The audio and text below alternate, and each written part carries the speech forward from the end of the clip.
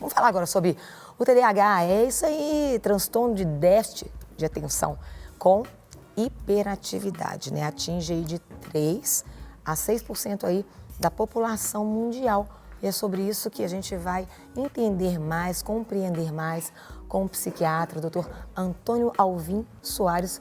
Muito bom dia. Bom dia. Seja muito bem-vindo. Obrigado pelo convite. Uma honra tê-lo aqui conosco para falar sobre algo que tem sido, eu poderia dizer que tem aumentado, ou as pessoas estão diagnosticando mais, ou realmente isso acontecia menos? Na verdade, o TDAH ele é um transtorno que já é mais ou menos conhecido desde 1902, foi a primeira descrição científica. Sim. E algumas descrições científicas também, embora não tão sistematizadas, ali desde o século XVIII. Sim. Né? O que acontece nos últimos anos, na verdade, é um aumento do conhecimento sobre o TDAH. Sim. Então, as pessoas, a gente na medicina, a gente não diagnostica aquilo que a gente não conhece. Certo, né? certo. Então, hoje os médicos, eles têm tido um conhecimento maior, a própria população também tem tido um conhecimento maior, a democratização, né, da informação pela internet. Então, é errado dizer que a gente vive uma epidemia, mas, de fato, várias pessoas que passavam despercebidas e que não recebiam esse diagnóstico e sofriam as consequências dessa ausência de diagnóstico, hoje elas podem buscar ajuda e serem tratadas. E o que leva a isso? A pessoa nasce, isso é genético, isso é adquirido, igual diabetes tipo B? Não sei. Como é que funciona? Então, na verdade, hoje a definição do TDAH ele é um transtorno do neurodesenvolvimento, o que significa, então, que os sintomas desse quadro já estão presentes desde o início da infância. Sim. Né? A gente sabe que as causas, elas são multifatoriais, mas há um predomínio, né? Há um papel muito importante das causas biológicas associadas a causas ambientais. A gente não tem, isso é importante que fique claro, nenhuma evidência de que causas puramente ambientais, então, por exemplo, come muito açúcar, fica muito tempo no computador, leve ao TDAH. A parte genética, por exemplo, ela é responsável pela maior parte dos casos, o que é muito comum a gente ver isso no consultório. O pai dele é assim, eu quando era criança era assim também. Sim. Então a gente tem uma base biológica muito bem estabelecida, uma tendência genética e fatores ambientais como prematuridade, como, por exemplo, problemas de sono, questões sociais, trauma na infância, que acabam ajudando e aumentando essa carga biológica para levar ao desenvolvimento do transtorno. Quem tem TDAH sempre vai ter, ou ele pode ser curado, pode melhorar? Então, a gente acreditava até um certo tempo atrás que era um problema do desenvolvimento do cérebro, que era algo exclusivo das crianças, que por volta ali dos 18, 20 anos melhoraria.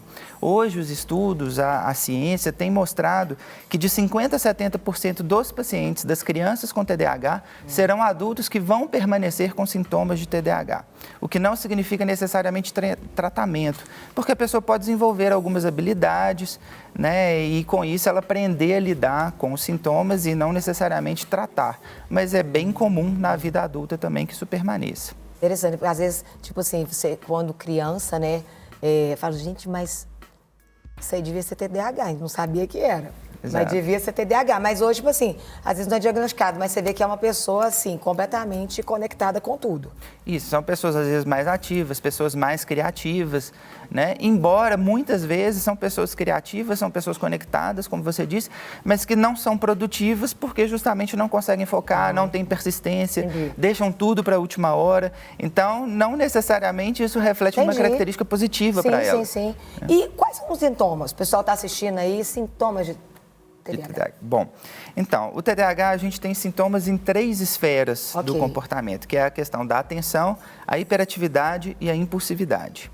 Tá?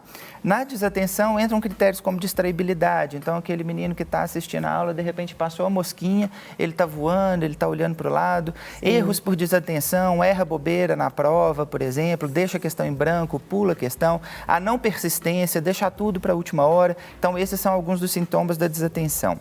Na hiperatividade, são sintomas, às vezes, que chamam mais atenção, que incomodam mais, que é a inquietação, né? Então, fica balançando a perna, levanta toda hora, pede para ir no banheiro, sai, respostas precipitadas. E a impulsividade são sintomas, né, assim, de uma característica mais impulsiva. Então, dificuldade para esperar a vez dele, às vezes, né, dando respostas precipitadas, intrometendo em conversa de adultos, em conversa de outras pessoas.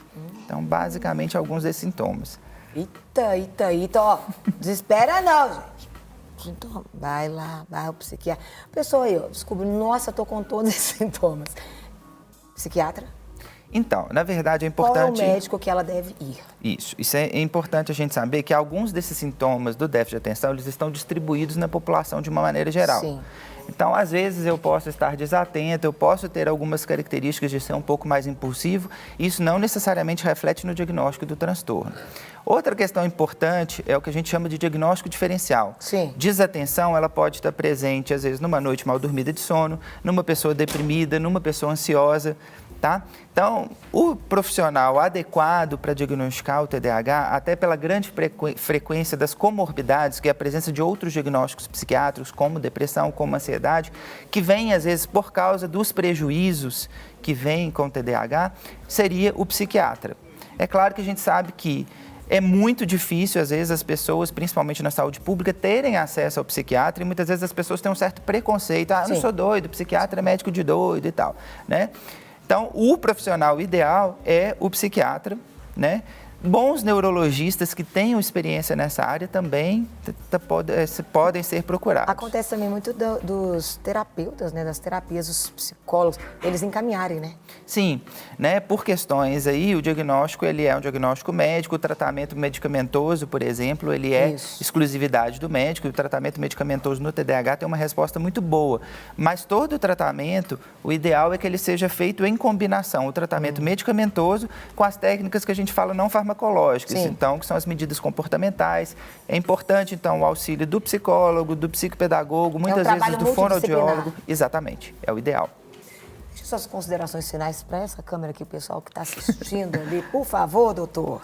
Joia, né, assim, eu acho que é importante a gente vencer o preconceito, e o TDAH, ele tem muita mentira, muito boato atrás, acusações falsas de querer medicalizar as crianças, de querer normalizar as crianças, que na verdade postergam o diagnóstico e aumentam os prejuízos dessa pessoa. Então, caso, né, a senhora falou, assim, caso suspeite do TDAH, caso a escola note alguma questão diferente, caso seu filho não esteja rendendo na escola como deveria, os prejuízos estão grandes, não tenha vergonha, não tenha medo de buscar ajuda, né, para poder esclarecer isso aí. Não quer ficar um segundo por fora da nossa programação? Agora você pode nos acompanhar através das plataformas digitais. Não perca tempo, acesse, curta e siga-nos. Fique por dentro de tudo o que acontece por aqui. Rede Super, inspirando você.